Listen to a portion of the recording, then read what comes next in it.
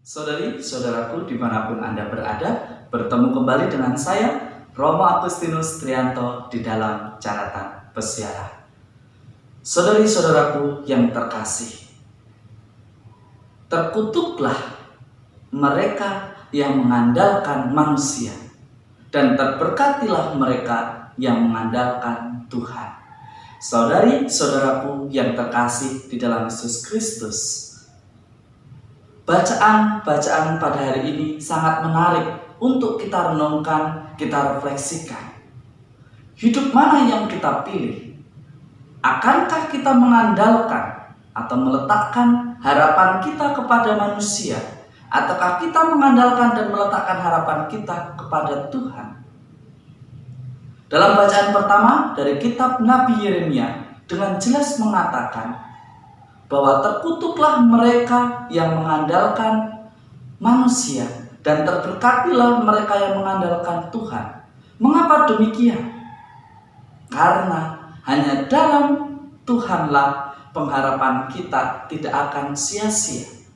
Sebagai contoh yang paling sederhana, ketika kita mengandalkan manusia, ketika kita meletakkan pengharapan kita kepada pasangan hidup kita, dan kita berpikir bahwa pasangan hidup kita adalah yang paling sempurna, yang paling baik di antaranya, tetapi setelah menikah, ternyata ada momen, ada saat di mana dia tidak sesuai dengan harapan kita. Maka yang terjadi apa? Akhirnya kita merasa kecewa, merasa tersakiti, karena kita meletakkan harapan pada pasangan hidup kita. Tetapi berbeda ketika kita berani menemukan Yesus, menemukan Tuhan di dalam pasangan hidup kita. Kalau kita meletakkan pengharapan pada Tuhan, maka kita pun akan memahami nobody is perfect. Tidak seorang pun yang sangat baik dan sempurna adanya. Tetapi di dalam Tuhan kita menemukan kesempurnaan itu. Di dalam Tuhan kita menemukan bahwa tujuan dari perkawinan ialah untuk saling melengkapi, untuk saling berjalan bersama, untuk saling menolong dan menggandeng supaya bisa jalan. Saudari-saudaraku yang terkasih, kalau kita menaruh harapan kepada orang, kepada manusia, dan ketika manusia itu hanya pandai berbicara, hanya pandai untuk menunjukkan tetapi tidak pernah melakukan, maka yang ada adalah kita kecewa. Tetapi berbeda ketika kita meletakkan pengharapan kepada yang maha sempurna, maka kita pun tidak akan pernah menemukan kekecewaan. Menarik di dalam Injil hari ini, seorang kaya masuk ke dalam neraka.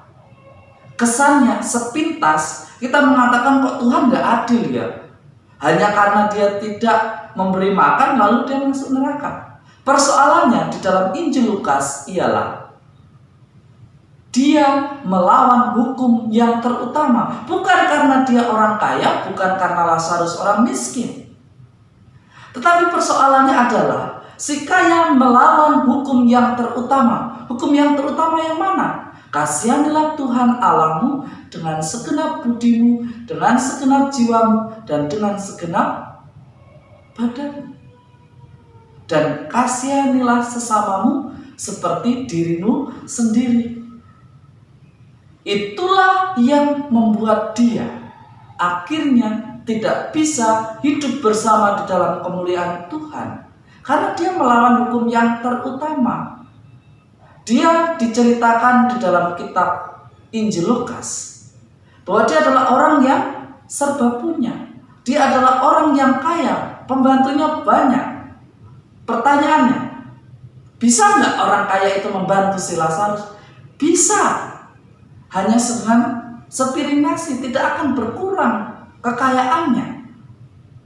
Tetapi dosa terberatnya ialah ketika dia tidak mau peduli padahal dia bisa membantu. Ketika kita tahu bahwa kita bisa membantu terus pura-pura tidak melihat, pura-pura tidak mendengar, pura-pura tidak mampu, pura-pura tidak punya waktu. Itulah yang dikatakan dosa berat yang dimaksudkan di dalam Injil Lukas pada hari ini. Ketidakpedulian kepada sesama akan membuat kita terancam dan berada di dalam lingkaran kenikmatan dosa. Egois, tidak peduli, cuek, itu adalah sesuatu yang tidak sesuai dengan ajaran gereja, dengan ajaran Sang Pemilik kehidupan. Tuhan mengajarkan kita dengan mengasihi, berbelas kasih dan murah hati kepada kita. Maka kita pun mestinya belajar menemukan Tuhan di dalam kehadiran sesama kita. Sekali lagi, perikop di sini mau mengatakan bukan karena dia kaya, dia masuk neraka, tetapi karena dia tidak peduli kepada sesama dan melawan hukum yang terutama, maka dia tidak diperkenankan untuk merasakan kebahagiaan abadi di surga. Saudari-saudaraku yang terkasih, mari kita berani untuk belajar dari hal sederhana, berbagi kasih sesuai dengan kemampuan kita, dengan kreativitas kita, dengan waktu yang kita punya. Jangan katakan kita tidak punya, karena Tuhan sudah memberikannya kepada kita. Tuhan memberkati kita semua dalam nama Bapa dan Putra dan Roh Kudus. Amin. Selamat beraktivitas. Semoga berkat Tuhan melimpah atas kita semua di setiap karya dan aktivitas kita hari ini. Selamat pagi dan selamat melaksanakan aktivitas kita semua.